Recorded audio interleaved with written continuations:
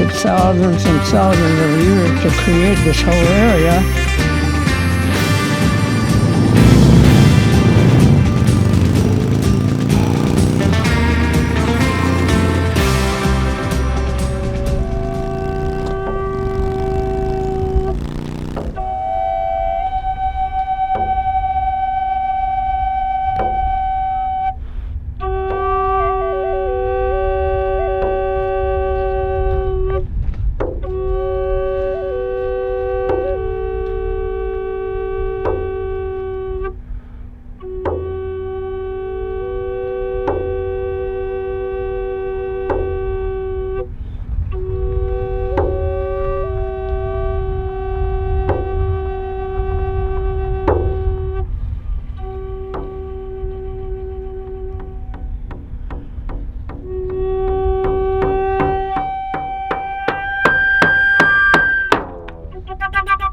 Well, it's morning time. I've got a gas station McGriddle. It's like 11 degrees. What are you doing, champ? I'm just warming my hands up on the block down here, and it feels kind of nice because it is cold out here. And we came out to Monument Valley for sunrise. What's up, boys? We're just taking it all in, and it changes every couple minutes. It's getting brighter, and so all the colors change, the shadows on the bikes change. It's absolutely spectacular. How many pictures did you take so far? Somewhere in the range of 650 to 800. That's good. Those are rookie numbers. You know what we need to do, Josh? What do we need to do? We have to come back here again because we're taking pictures of these beautiful bikes, but we need our bikes in the shot. We do, yeah. You know? I mean, what a better place. We got the moon on the horizon. The sun's going to be on the horizon all at the same time. And a gas station McGriddle. Aren't your bikes in the trailer with the camera crew? And, Yes, Yeah. they Yeah, are. a good whiskey fire would look out here. amazing. Really good. You want to have a whiskey? Yeah, no, I want to have a whiskey fire. Whiskey. I'm gonna put some gloves on again. Oh, Heated gear, and it's great. what's going on, LC? This is fantastic. I can't believe it. It just gives you such a great feeling, and you become one with Earth when you see stuff like this. The colors, I love it. What's going on today? Well, we're about to depart on a wonderful journey with Don Jr. He is going to tell us the history of the people that lived here years and years ago. He'll tell us a lot about this valley and the meaning it has to the Navajo tribe. And we're excited to be with you today. We certainly are glad to have you, and we'll get into a lot of the culture part of the side of the Navajo people. Actually, Diné people is what we are called. Diné people. Again, welcome to our homeland. Thank you. It's great to be here. Thank you for having us. You bet. Yeah. Shall we pick them up? No, keep going. Let's get out of here. What's up, man? Hey, how's it going? I'm hitchhiking for a ride. Yeah, let's go there. We're going to a special place. Very You got cool. time? Yes. You probably have heard of the Navajo code talker. Yep. Yes. He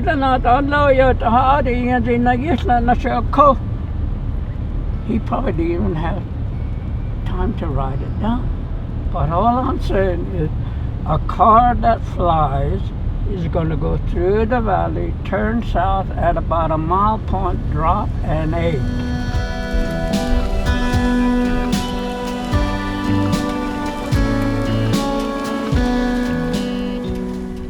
When you look at these monuments, gentlemen, you'll notice there's a lot of straight lines that are running from the top, middle, and bottom. And you probably may have read that this place was underwater hundreds and hundreds of years ago, and that's what caused these straight lines, a water table. Mm-hmm.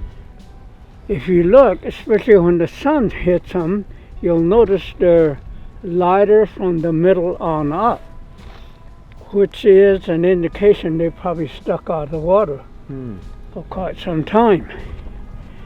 But when the water finally left, it left a lot of alkali. You see all the yeah. white streaks white. running through these sandstones? They're chalk, limestone. There are a lot of them. If you look at some of them, they're blackish color, and that's actually iron that comes out of these. Sometimes they become bluish color, which is magnesium. Okay. Well, Navajo people, they call this place Niyal between, which means the trails of the wind is actually the true name of Monument Valley. Monument Valley comes probably from the good old movie people that came through here years ago.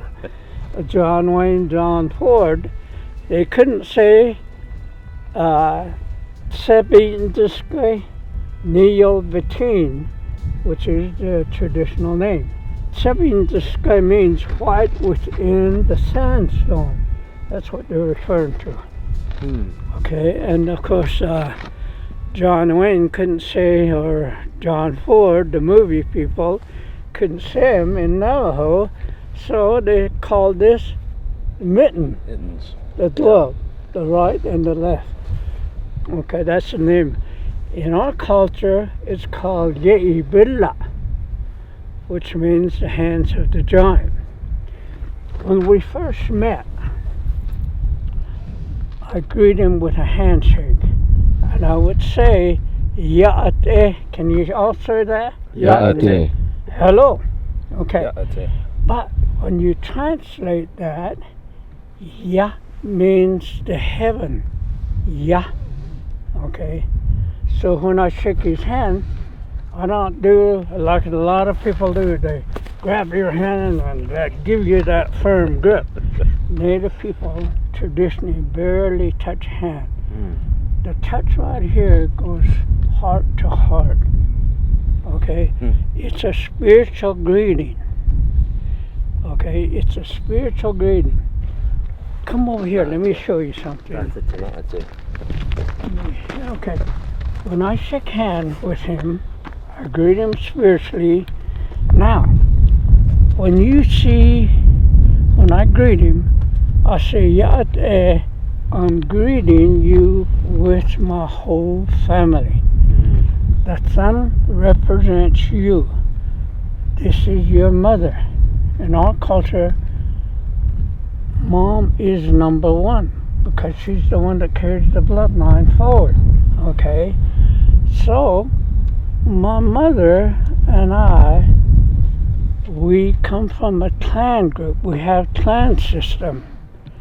My mother and I, we come from a clan group called Honagani. Okay, this is my father. My father comes from a clan group called the Mini Goat Clan. All of these have signs. We are called Navajo. That is actually just a given name. Many tribes throughout the United States are just given names by people they were in contact with. Well, our name is actually Diné. Now, there was already a group of native people that live in this area called the Anasazi. You ever heard of them? The dwellers, the basket weaver, Hohokam. Over here, they're called Anasazi. It's said wrong and it's spelled wrong. Somebody didn't know how to say it right, so they threw a Z in there. It became Nasazi, Anasazi. And Nasan is actually how you say it, the ancient people, ancient alien, not the one that come and visit us. Alien just meaning they're totally different from Navajo. These ancient people that once here, people study them all the time. Anasazi, Cliffwater. They used to say, well, they disappeared. No. They became the Pueblo Indians. The Pueblo Indians, I'll be darned, are the Hopi, the Zunis, on and on, except for Navajo. The Zunis are the one who called us Navajo. They noticed that Navajo were kind of different in the way that they planted corn. I'll teach you how to read pictogram.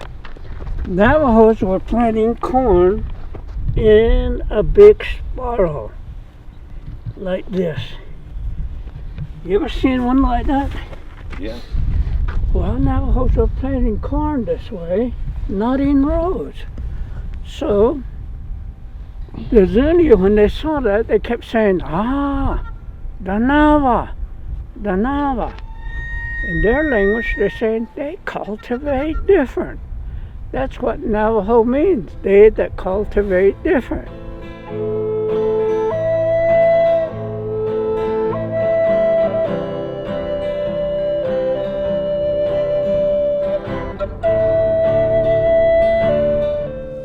My name is Shay Holiday. I was born and raised in Monument Valley, Utah, or Tsepianzeskai is what we call it in Navajo. My dad is from here. He's Navajo, Ute Navajo to be specific, and my mom is Irish.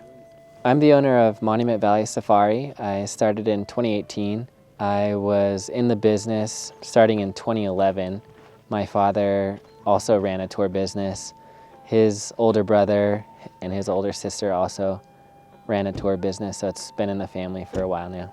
The company is called Monument Valley Safari, and we offer tours in Monument Valley and around the area. We're well known for our tours to Hunts Mesa, which is one of the tallest mesas in the area. So we get on top, and from there we look down on Monument Valley. We also provide tours to Mystery Valley, which is well known for its archaeological sites. Hundreds of years ago, it was predominantly dominated by the Anasazi people. Our peak season is during the summer. We receive a lot of international travelers. In the spring, a lot of American travelers visiting during spring break with their families. But we operate year-round. I think people should come to Monument Valley not just for the natural beauty, but the cultural beauty. Navajo is kind of frozen in time in some ways, culturally. We still have a lot of our culture, our language intact, and so is the beauty. If you want to book a tour, please visit us at monumentvalley.safari.com. We'd love to take you out and explore Monument Valley. See you down the road. Hajongo Yanato.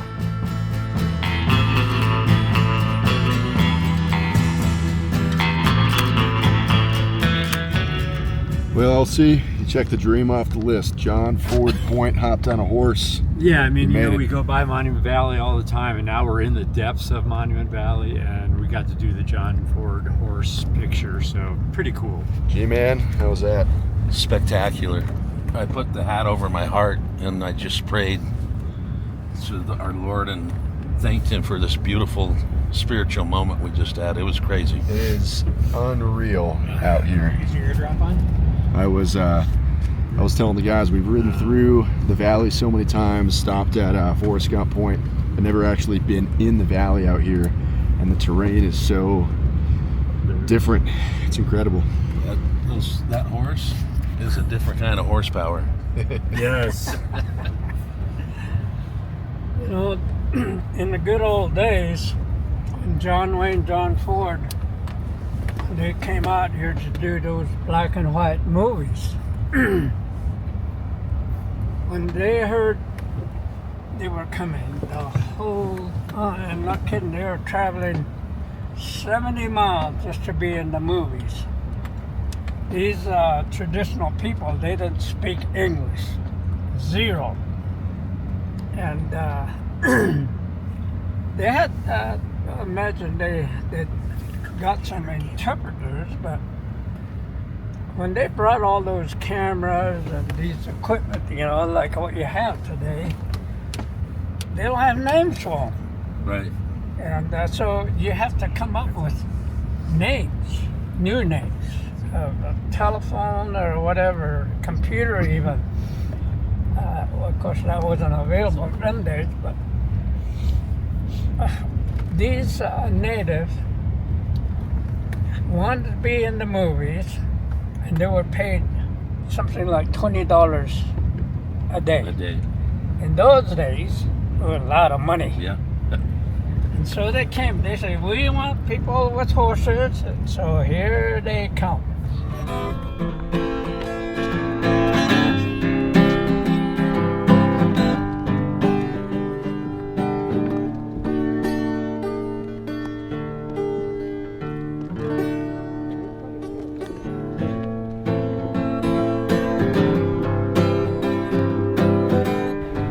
So we're going to be treated to an incredible acoustic. Tell us a little bit about Travis and Donnie and Ryan. Tell us a little bit about what's going on here. Well, since Donnie is our oldest brother here, we'll let him introduce us. Oh, sure. So we've been performing as a family for most of our lives. We started out performing for elementary school type of troops where we do song and dance. This is traditional stuff. So that kind of got us interested in music. Luckily for us, our parents really encouraged us to play instruments. So I played guitar. I started as a percussionist, but soon found my passion with guitar. My brother Travis was a drummer. Played in many country bands, and that's how he makes his living now, just doing gigs around. So you told us you've traveled from the whiskey all the way to the Rock and Roll Hall of Fame earlier. Yeah. You've been all over the country. Yes, I have. It's music's been treating me good, and I hold that, deep in my heart, and I thank my parents and family for being my support. And Ryan's our movie star? And Ryan's our movie star. He's been in a few awesome movies, and worked with a lot of Native American actors. Yeah. This is so amazing to be immersed in their life right now, because we're learning so much, and it's just, you can feel the energy, and especially in this amphitheater right here. So tell us what we're about to hear. For this venue, and our genre varies from blues to classic rock to a lot of originals, and right now we're going to do some originals for you. And when we're back here, it kind of takes us back to our roots for traditional type music, and with a little twist, of course, with the guitars and a little bit of English in our lyrics. And this morning you did a flute, and we had the drum. Tell us a little bit about what the morning ceremony was. Well, that was more of our blessing song for just our everyday lifestyle as Diné, or Navajo, we call ourselves also. So that's basically a blessing song. As part of the morning awakening, we sprinkle corn pollen to the morning. Do you want to play some of that?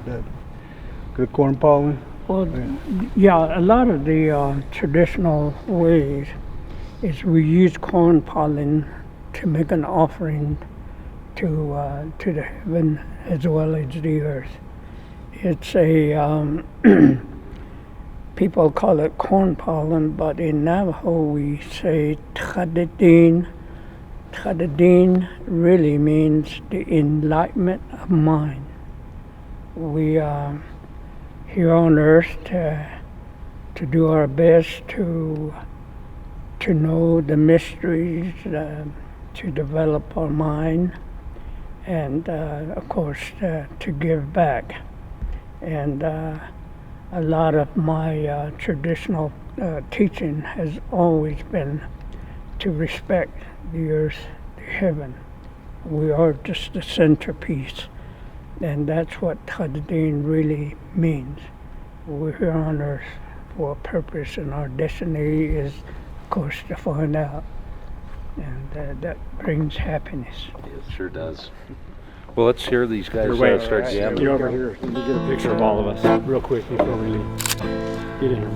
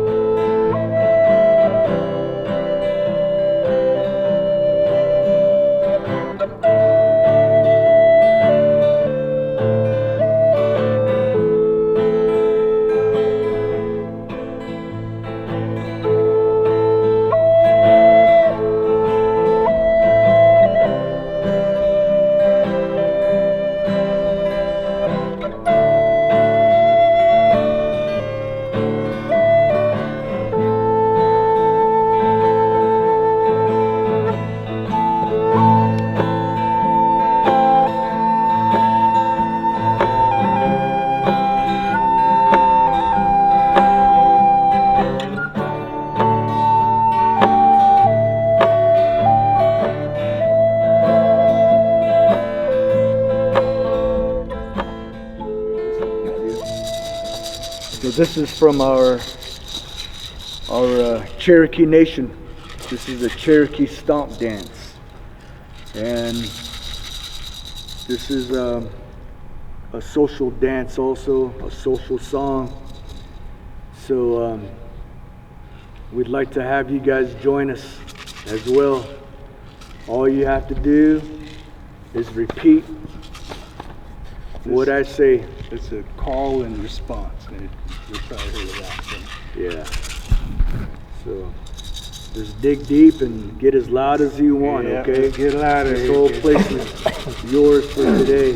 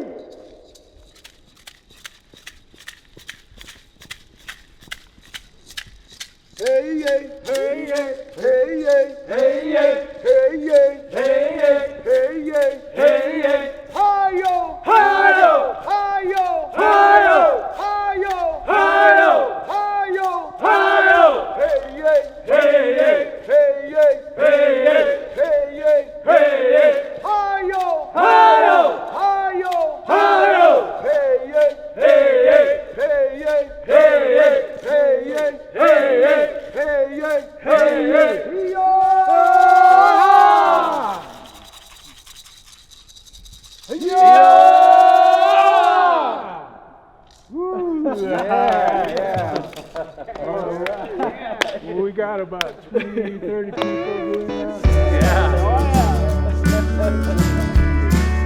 Lovely. Right here at the Four Corner, Navajo land is right through here. It's about the size of West Virginia, something like this. 2,900 square miles, pretty good chunk of land. Now, the Hopi Indians are right smack in the middle here. Of all the tribes, it's only about 100 miles from here. They still live in the, well, they call it second, first, third mesa. High up in the mesa tops. They still live like their ancestors. Now these people, the Anasazi, Cliff Dwellers, Hohokam, Basket Weaver, they came around 600 AD. Nobody really knows, but that's probably the good guess. Navajo arrived around 1600 AD. Okay. Why?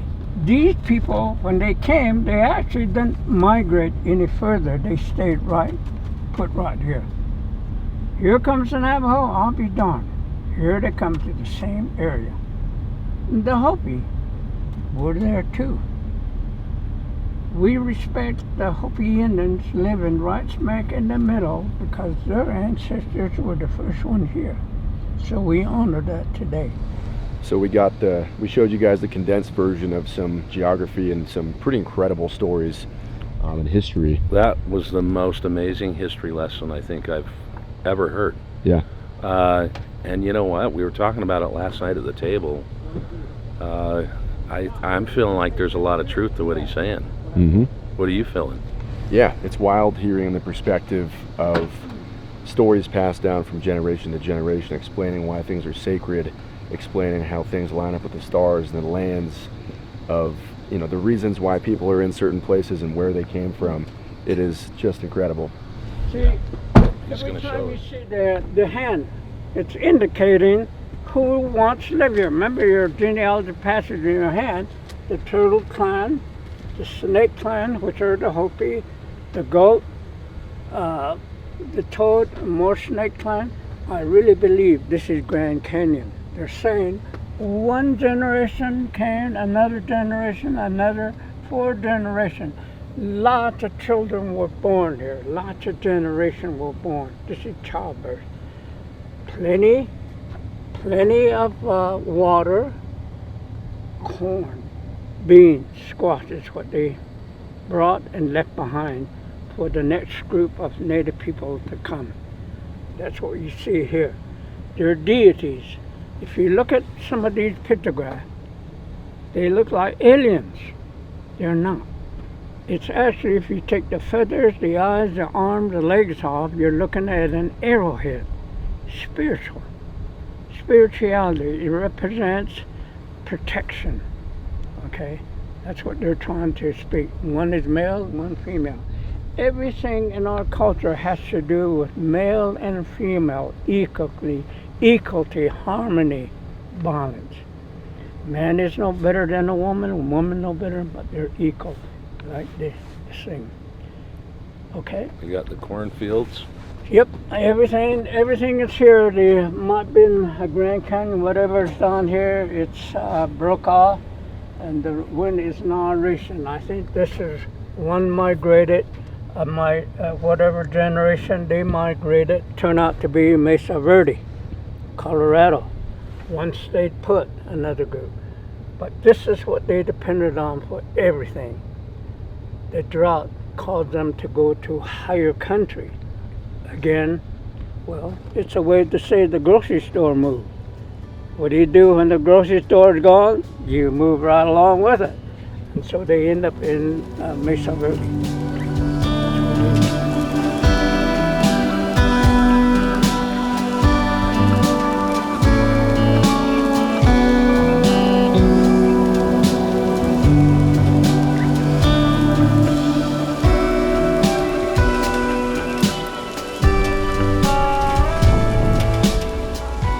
Back to my childhood here. They think at one time this whole place, what we're looking at, was nothing but sand dunes, like Sahara Desert. What we're looking at is actually sand just like this. When you touch that, hold on, when you look at these rocks, it's just sand like this. It's the ocean water that began to form them hundreds and hundreds of years ago. Water going down. To the native people, the white within the sandstone is a reminder that this earth was also immersed by water. You see, what happened is, once the water left, it's the wind. Nigiltsa, we call it in Navajo. It's the wind that actually created this whole area. That's why it's sacred. Nigil, between the trails of the wind. They say from an aerial view you can actually see where the wind went through. 100 more years of water eating away. They began to eventually carve away. If I can do it, there's a mitten there. Of course, the wind takes over a lot of that. And eventually, what happens is, the wind will eat away. And actually that's how your arches are formed.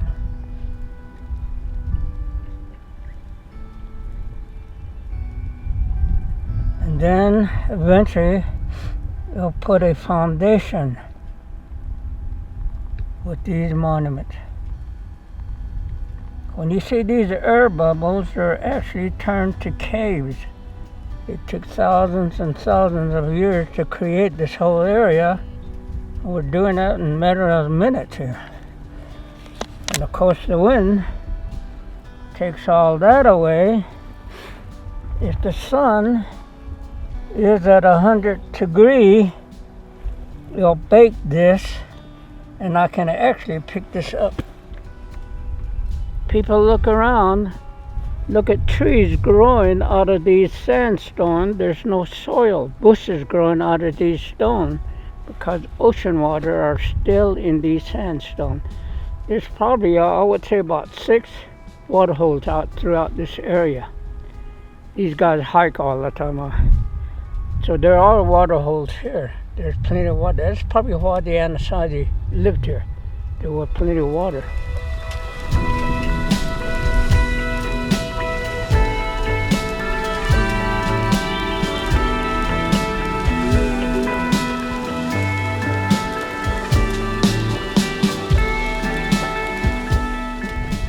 Amazing. I'm really enjoying this. Last time we did this, it was with Justin in Moab, and seeing the grandeur and beauty, just spectacular. Yeah, you can feel it. We're actually in it. We're in it deep, and we're gonna come home from this with such a different thought on life. But you know, it's amazing what's out here with the sky and the colors and the greens and the blues and the reds and the sand and the rock. It's really great. Good time out here. Years ago, I had the opportunity to go on the other side of the world, and I was trying to explain. I have pictures of every kind of Monument Valley. I was showing pictures to them. People over there had no idea what I was talking about. And finally, I had a chance to bring them here to Monument Valley. And when they saw these monuments, they just stared at them. They wanted to take some of the sand back. They just could not believe what they were looking at. That's when, through their eyes, I saw the beauty. Before that, I lived around it. I've been here half of my lifetime, and I kept thinking, what's the big deal? But it was those kids. And to this very day, when I see people through their eyes, I can still see the beauty.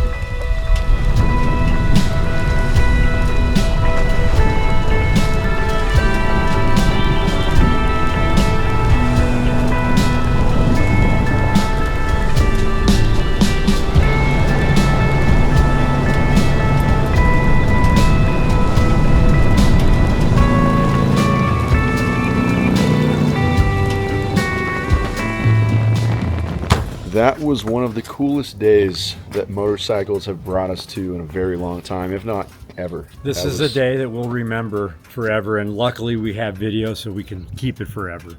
Well, you've seen us come through this place many times. In fact, we were just here about 6 months ago bringing the wives through to let them see it, and we saw a whole different thing today. Oh, yeah. I mean, we saw the inside, we saw down by the mittens, we were in the back area that most people don't get to see. And we had this amazing tour guide, as you saw, about all the history that he was talking about. It was incredible. Apparently, he's our new dad. He's our dad, his family. So let's go in and grab some lunch, and then we'll see what the rest of the day brings. Yeah, we got more to do. We're going to go shoot the Street Glide Ultras. Yep.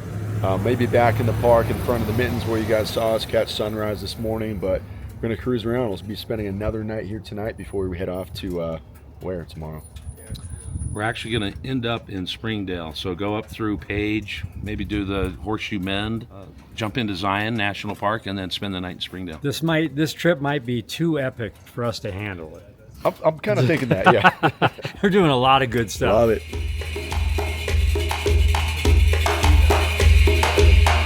I hear you talking, you talk too loud. When you're out walking in this strange town. You tell your lies. You won't know it's coming. It hits you right between the eyes. Come on.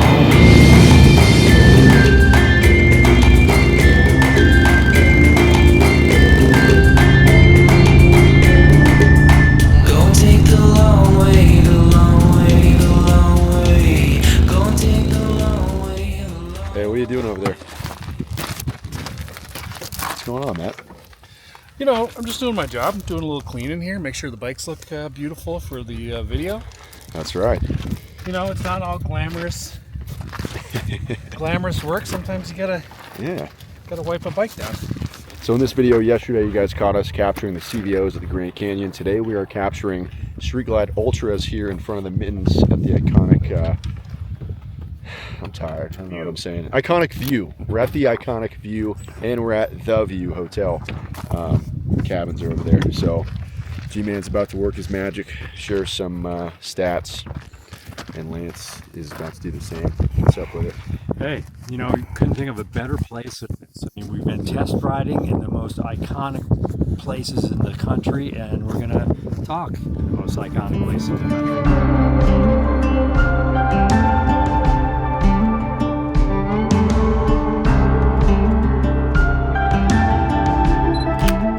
So before stopping for dinner, we went to go speak with Tom, who would teach us about some local programs and challenges they face on the reservation.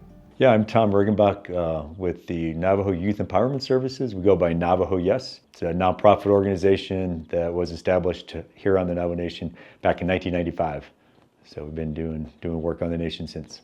So I moved to the Navajo Nation as a young teacher in 1988. Taught school for many years, and we created the nonprofit at the same time as I was teaching, and it just kind of evolved over years. And here we are, 35 plus years later. So one of the things we realized, we were doing a lot of outdoor adventure programs, so taking kids backpacking, hiking, winter camping and whatnot, and doing a lot of really fun, cool things, and finding it a little bit difficult to fund it all on a teacher's salary. So we decided to create a nonprofit and be able to, pursue a little bit more fundraising or grants and whatnot, and that was really, really beneficial. And then that kind of took on a life of its own. Our programs just started expanding and growing from there.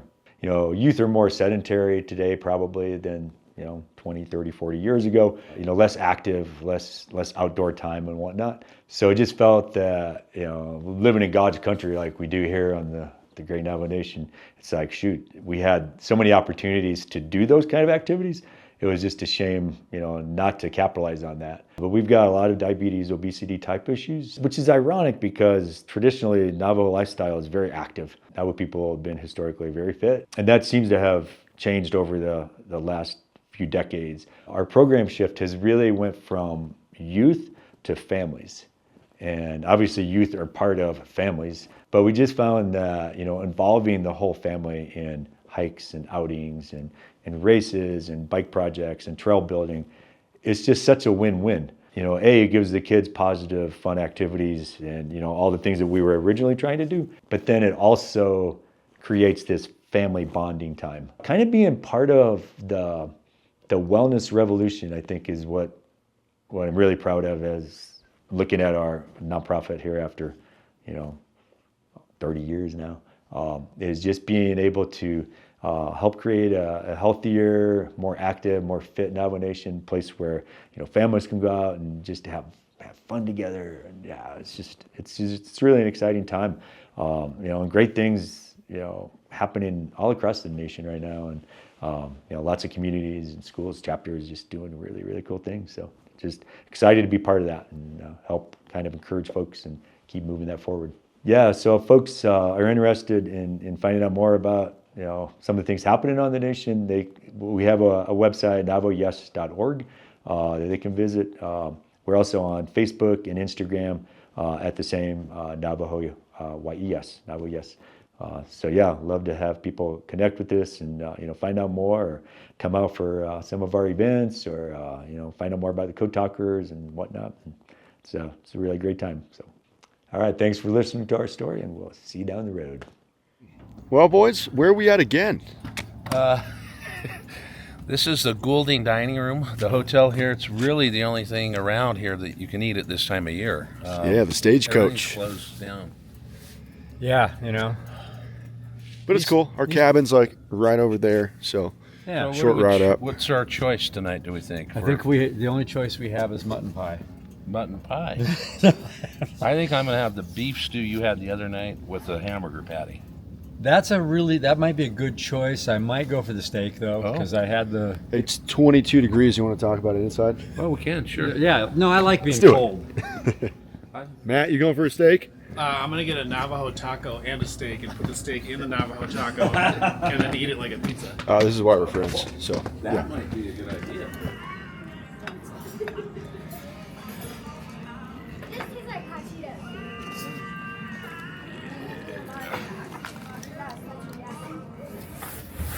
It's like, boys, then you get hype. How was today? Well, they were great, you know, and what's really awesome is when you have a place like this to stay in at the end of the day. Would you look at that view? Look at that view. I mean, this is like pretty amazing. I don't think we've ever been able to be this close to a national treasure and just stare at it, be in it. We were like walking in the sand. And you know what was great today? What?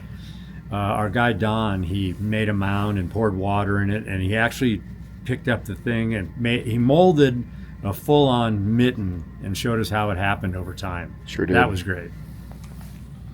Yeah, one of the great conversations we've had with the host. So kudos to them, and thanks for Don Jr. for putting this on. But I really love, this is our first trip of the year, and it's every time we go out with the guys, we see epic places, we have epic times. This was one of the best times to see what we saw and to get into the inside of the Monument Valley and hear that history, the dance that we did, the songs that they played. I mean, it started in the morning with the flute. Yeah. And that was just amazing. Seeing that sunrise and the flute playing, just amazing. But wait a second. One thing, you just mentioned the dance. We all did the dance, the Navajo dance. We are now, what he said, that we're Navajo now. Yes, sir. We're brothers. Yes. So, one thing that you said, all the great conversations. One thing that was cool that we got to experience that we didn't necessarily film was we would pull over and Don Jr. would be telling us just these in-depth historical, you know, representations of the stories that have been passed down from generation to generation. He was well-versed. He was knowledgeable. He was incredibly present, which made us feel incredibly present, just eye to eye, telling stories. And it was just a rad 2 days. Cool thing. This is one of Matt's favorite places. So Yep. what did he think about it? What's up, Matt? Yeah, I think this is my sixth time in Monument Valley. Smoking cigars. Smoking cigars, yep. And yeah, I just like what those guys are saying. I don't, make 2025 the year that you go do something cool. And it could be 10 minutes from your house or 10 hours from your house. But to be able to sit here, if you come to Monument Valley, stay at Goulding's, and these cabins are awesome. They have the view cabins.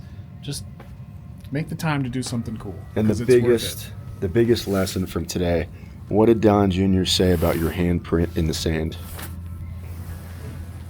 Well, we're now family, and he said it was amazing. You didn't resist, and you put your hand in the sand. Then he had Lance put his hand in the sand. So we're part of the tribe.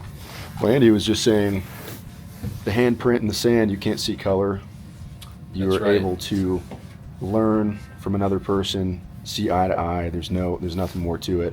And that was the coolest thing. And when you're able to go out, hopefully this year, 2025, go for a ride, see some awesome stuff, experience some culture. I think that's the biggest thing. You can relate to people after learning about their culture.